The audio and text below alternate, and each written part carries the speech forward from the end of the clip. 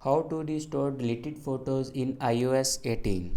So let's start the video. First of all, open Photos app and then scroll down, and here you can see the option recently deleted. Simply click on it, and after clicking on, click on view album,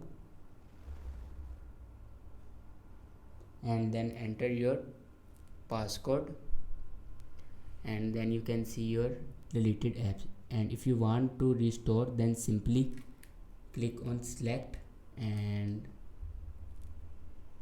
click on these three dots, and you can see the option recover, and simply click on recover.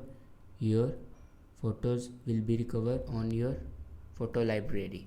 So this way to recover deleted photos in iOS 18.